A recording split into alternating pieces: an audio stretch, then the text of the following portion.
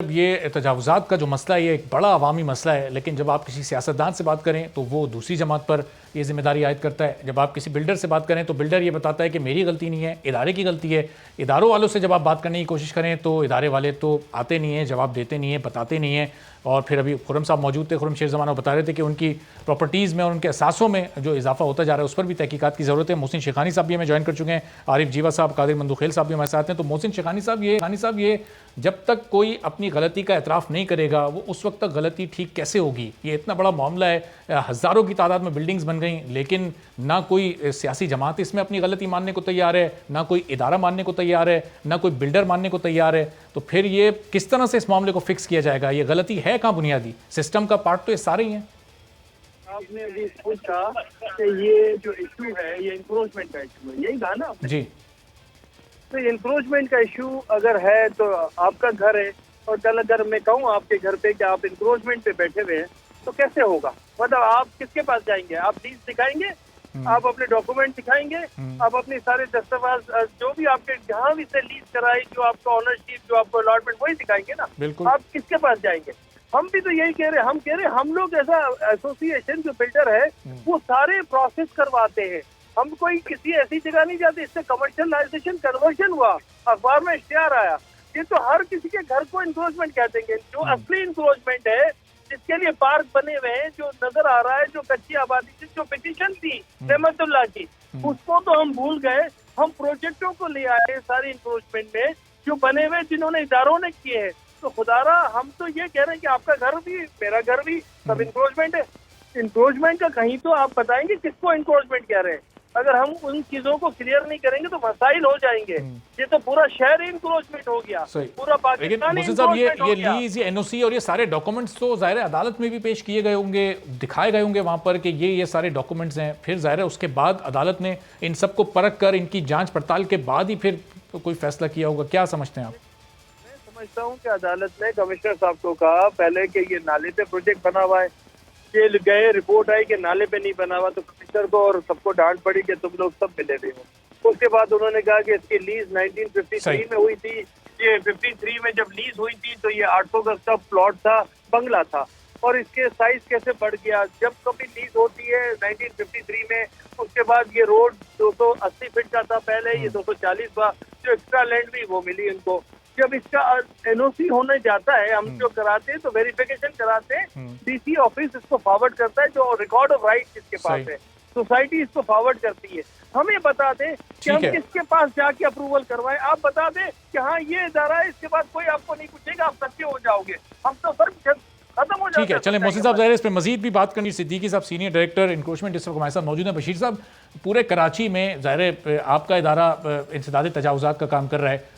कितने हज़ार बिल्डिंग इस वक्त मौजूद हैं, किस किस दौर में वो तामीर हुई हैं, और वो आपके इदारे के सामने तामीरात होती रहीं? आपका इदारा क्या कर रहा था बशीर साहब?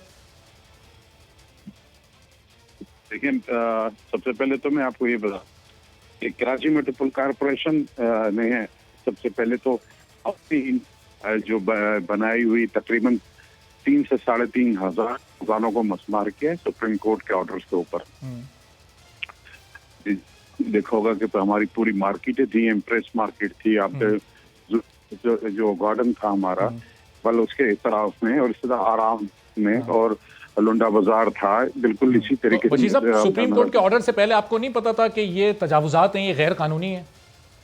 देखिए, चीफ जस्टिस साहब के जो ऑर्डर्स हैं वो 2018 में सीपी के अंदर उन्होंने ये ऑर्डर्स किए हैं कि कोई भी फुटपाथ, कोई भी पार्क, कोई भी ग्राउंड, कोई भी जो पार्क है, कोई भी एस्टी प्लॉट है, उस पे किसी किस्म की भी कमर्शियल एक्टिविटीज नहीं हो सकती। सही। और 2018 से पहले इसकी इजाजत थी, उनके ऑर्डर से पहले? तो उससे पहले तमाम जगहों के ऊपर जो है ये चीजें बनी थी। 40-45 साल का ये बिगाड़ था, और ये बड़ा खूबसूरत चीफ जस्टिस साहब ने ऑर्डर किया है। अच्छा बशीर साहब, इस बिगाड़ का जिम्मेदार कौन था? ये हुकूमतें थी, सूबाई हुकूमतें, ये इदारे थे, जिसमें आपका इदारा भी है, जिसमें SBCA भी है, ये इदारे जिम्मेदार थे या हुकूमतें, या दोनों ही जिम्मेदार थे? देखिए, जिस तरह आपको बताया कि ये 40-45 साल से ये सिलसिला चला आ रहा था। और उस वक्त जो था, अब मैं तो ये नहीं कह सकता कौन जिम्मेदार था इसका, लेकिन इसको जाहिर बात है 40 साहब अगर देखें, अगर एमक्यूएम के दौर में ये हो रहा है तो जाहिर है जिम्मेदारी एमक्यूएम की बनती है, पीपल्स पार्टी के दौर में हो रहा है जिम्मेदारी पीपल्स पार्टी की बनती है। 40-45 साल पहले मैं जिस तरह आपसे जिक्र कर रहा था कि ये इस किस्म के इख्तियारात यूज करते थे तमाम माफिया और तमाम इदारे यही करते थे। और जिस तरह कहा कि हम नालों के ऊपर जब कराची जब उस वक्त तक 5 साल 50 लाख 60 लाख 70 लाख के ये इदारे खुद करते थे या उन पर प्रेशर डालकर कोई करवाता था? नहीं देखिए, मैं फिर अब आप देखिए बात को क्लियर करने में फिर आपको समझ में आ जाएगा। मैं आपसे अर्ज कर रहा था कि कराची जब 45-40 साल पहले 50 लाख की आबादी का शहर था, 3.5 करोड़ 3 करोड़ की आबादी का शहर है।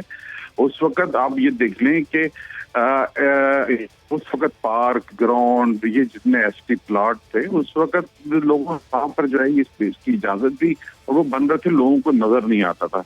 लेकिन आबादी बढ़ गई, लोगों ने देखा, अब देखें पार्कों ये इस तरह की कमर्शियल एक्टिविटीज शुरू होने लगी।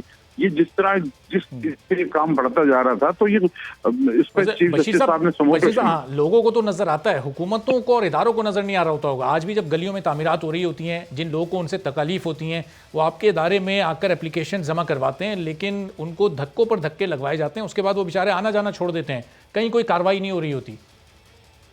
इसीलिए तो ये सुप्रीम कोर्ट का ऑर्डर आया है।